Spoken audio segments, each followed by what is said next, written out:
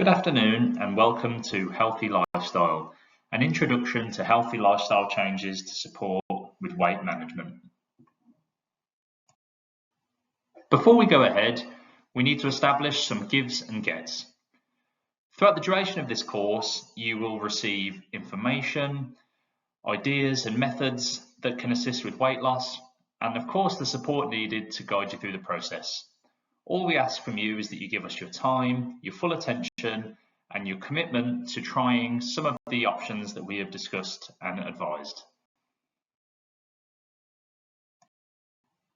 When it comes to weight loss, crash dieting approaches rarely work. Denying ourselves foods that we enjoy in restrictive patterns can often lead to episodes of relapse or binging, and although weight loss may be achieved in the short term, approaches that are not pragmatic or sustainable will only lead to issues long term. With the healthy lifestyle approach, we will support you to make more pragmatic and achievable goals at a more steady pace that will be more conducive to long-lasting results long term. The diet trap cycle offers a visual representation for how unsustainable or overly restrictive diet approaches that may contribute to weight loss in the short term can contribute to weight regain. If the correct habits and behaviours that lead to weight gain in the first place have not been addressed, overly restrictive or crash dieting may lead to slip-ups and relapses in the future. Preventing weight loss and success long-term is not the only downside of the diet trap cycle.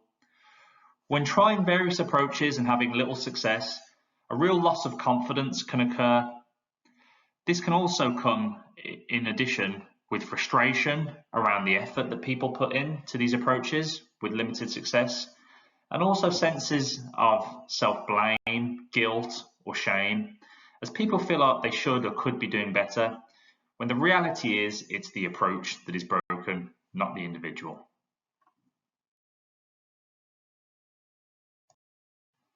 Throughout the program, we will explore the influences and causes of obesity.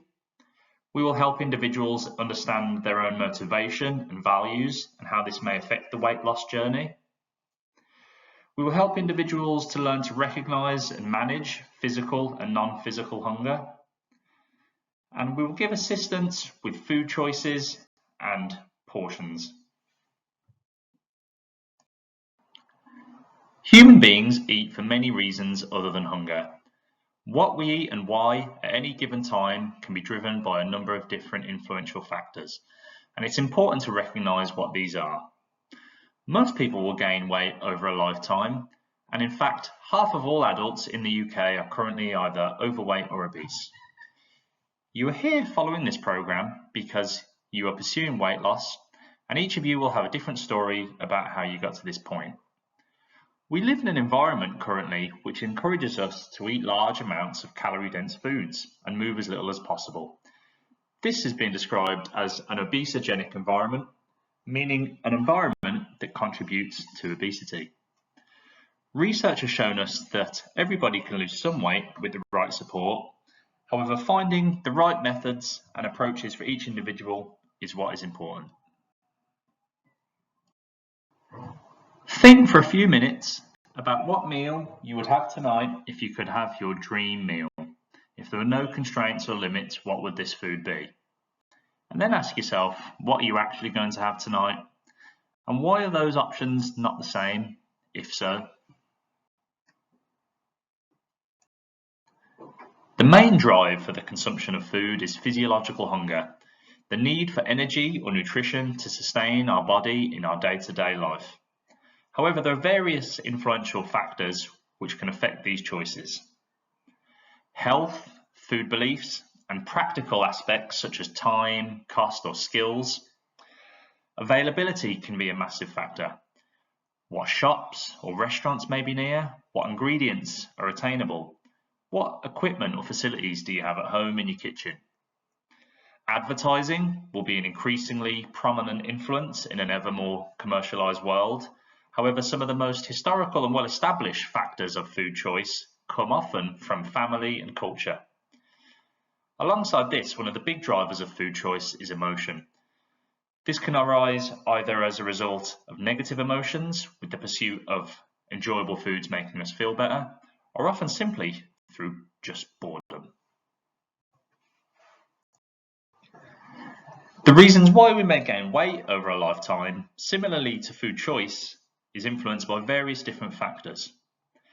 The main driver of weight and weight regulation is genes. Up to 70% of how our weight is regulated is linked to our genetic history, which can affect things like body fat percentages, hunger levels, and muscle mass. Personal factors such as individual psychology, habits and behaviours will also impact food choice, along with the previously mentioned environmental element. On top of this, there can be a connection with health conditions, such as conditions like PCOS or underactive thyroids, and also medications can contribute to weight gain. Over the last 30 years within the UK and also globally, overweight and obesity has been an increasing issue. Current statistics show that 25.9% of adults in England are obese and a further 37.9% are overweight. People aged 45 to 74 are the most likely group to be overweight or obese. And why do we think this is?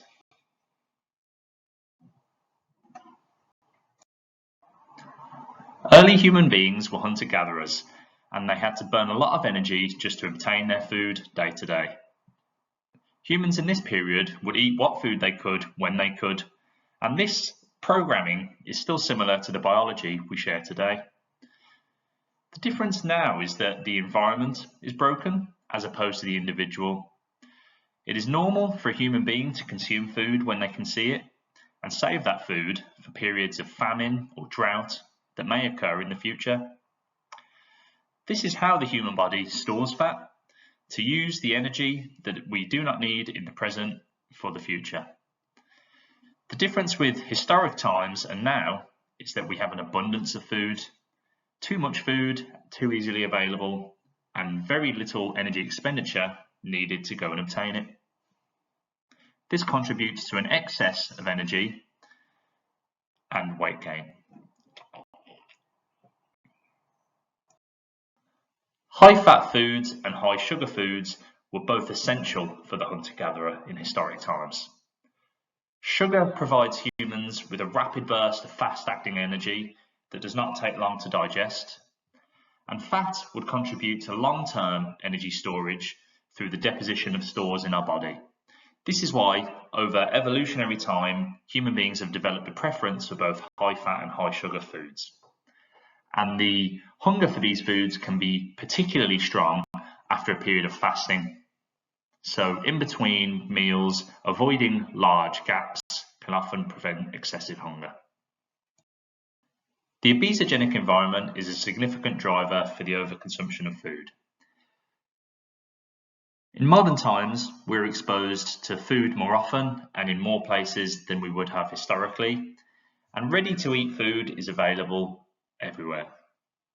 Along with this, there comes advertisements and offers for food at discounted price and within deals that essentially contribute to the overconsumption of calories per pound.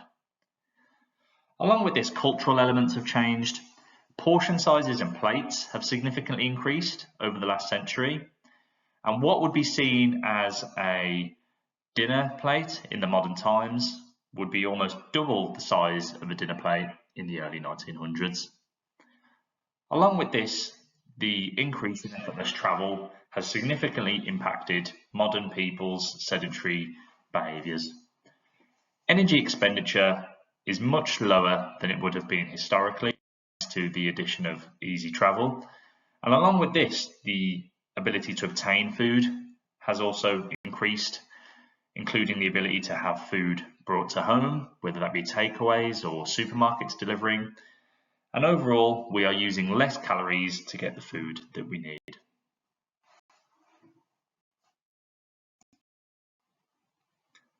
A visual example of how some of these changes have occurred throughout time is a portion of crisps in the 70s, 25 grams would be the given portion, and in recent times, up to 50 grams can be given. This is double the historical portion that once we would have consumed. In this image, we can see the impact of the increased plate size. Between the 90s and the 2010s, we can see how plate size can contribute to an overall greater amount of food and subsequently a greater amount of calories. As previously mentioned, obesity is largely driven by genetics. Some genes can increase the risk of developing obesity, and if you are born with certain genes, you will be more likely to overeat. Not everybody who lives with obesity has these genes, however, and even with these genes, weight loss is possible for all individuals. Medications, as previously mentioned, can also contribute to weight gain. Some may stimulate appetite, leading to overeating and weight gain. However, others will work in a different way. Some will affect your metabolism, causing you to burn calories at a slower rate, affecting weight gain, and others may lead to lethargic or sleepy behavior patterns. This will make you less likely to be physically active and also can subsequently contribute to weight gain. We have considered some of the several factors that make losing weight difficult and keeping it off even harder, and we will cover more of these influences in future sessions. As stated, our biology, evolutionary history, and genetics, along with the obesogenic environment, can contribute to weight gain. Personal factors such as psychology, habits, and behaviors, and also the intake of medication can affect this. So it's definitely not a case of just eating less and exercising more. Due to the significant influential factors that we have mentioned, promoting people to overconsume food in the modern environment, if there is not some degree of pushback or awareness of these factors, weight gain will almost certainly become inevitable. Despite, as stated, there being a significant amount of influential factors and causes for weight gain, with the right keys to success, weight loss will be achievable. Identifying your own motivators and reasons for change will be an essential key to success on your weight loss journey, and this is needed with self-awareness and the associated self-monitoring and appropriate goal setting to realize achievable goals. Combine this with appropriate support and weight loss can be achievable.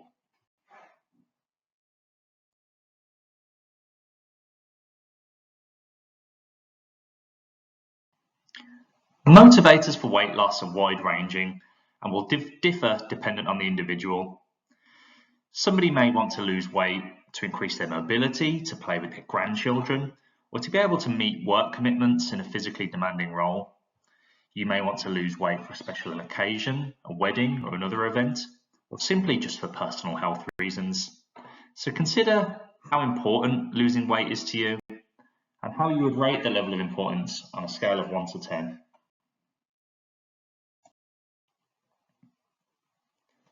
It's important, as previously stated, to develop an awareness of when we eat. We may eat in conscious, planned occasions at meal times or snack times. However, there's a wide array of times where we may unconsciously take in additional calories. When surveyed about what an individual eats, it's extremely common for underreporting to occur, and people typically are not fully aware of where all the calories in their diet are coming from. It's important to keep track of this in some way, shape or form. A food diary may help, or some sort of calorie tracking. However, keeping a general awareness of when and where you're eating will be conducive to success long term.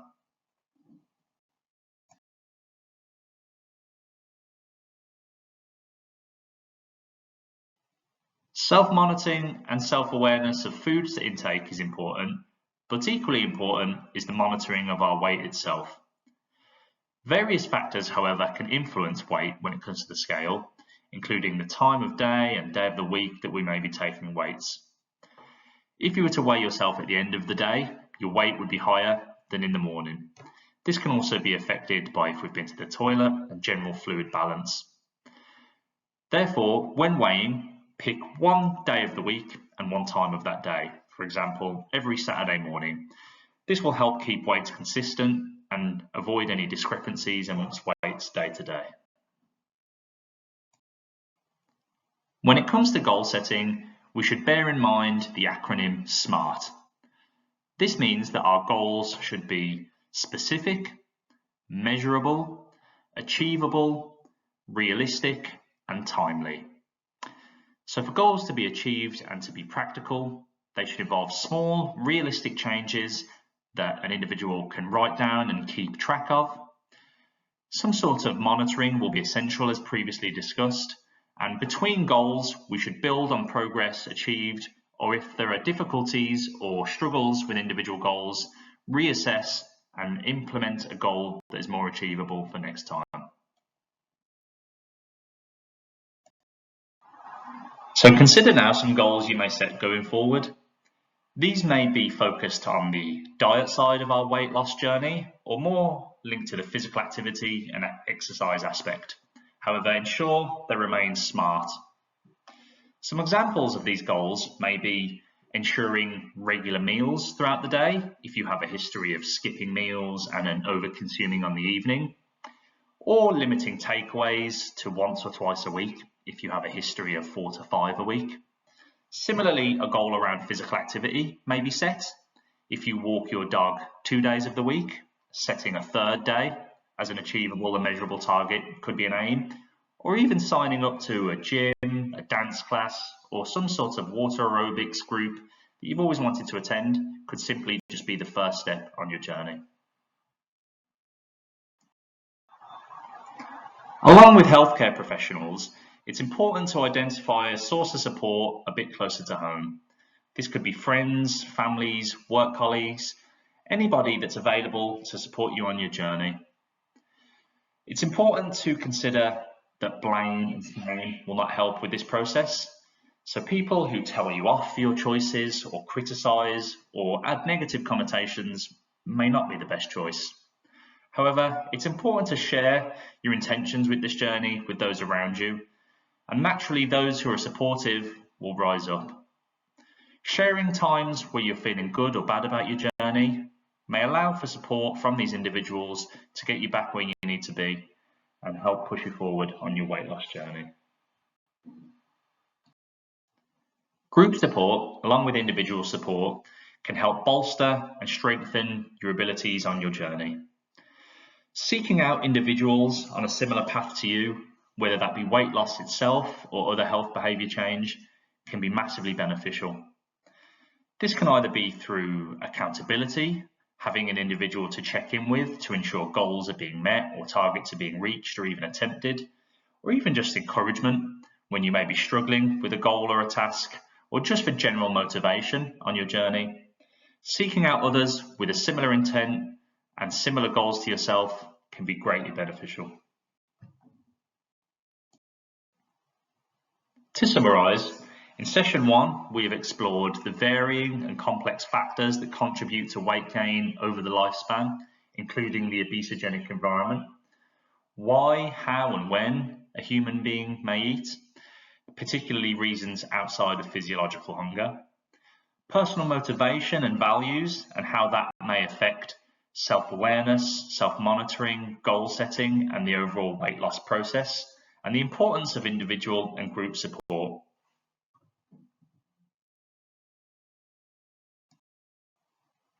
In our next session, we will be building on some of the topics discussed today, as well as introducing some new areas for discussion that affect the weight loss journey. Thank you.